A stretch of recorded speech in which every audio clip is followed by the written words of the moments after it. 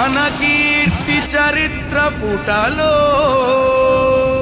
నేను ఒక సైనికుడిని, మీ హక్కుల కోసం పోరాడతా, న్యాయం చేపిస్తా, మీ ఆత్మగౌరవాన్ని నిలబెడతా. దళపతి పసుపు గడపల ఛత్రపతి